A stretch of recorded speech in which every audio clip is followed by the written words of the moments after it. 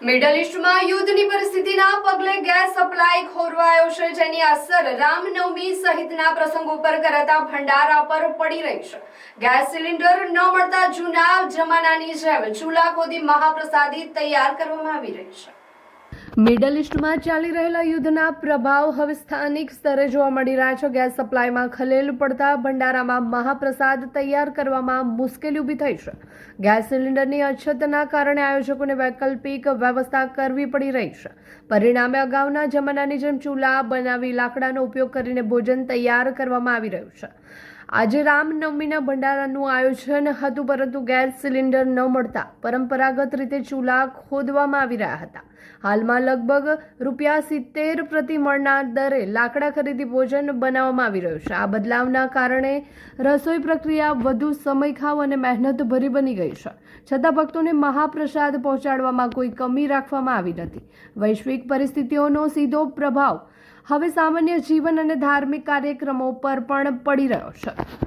દર વર્ષે અમે રસોઈ ગેસ બોટલ પર બનાવીએ છીએ, પણ આ વર્ષે યુદ્ધનું સર્જન થવાથી પરિસ્થિતિમાં અગવડતા છવાયેલી છે। તે બદલ અમે રસોઈ લાકડા પર બનાવીએ છીએ ને ઇલાવ ગામના સદસ્યોને જય શ્રી રામ।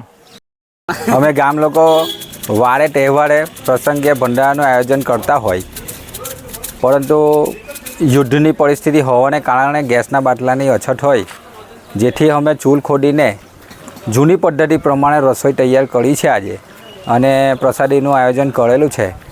તો આજે બધા જ પુરાની પદ્ધતિ પ્રમાણે જ રસોઈ તૈયાર થયેલી જમશે। જય શ્રી રામ। નમસ્કાર।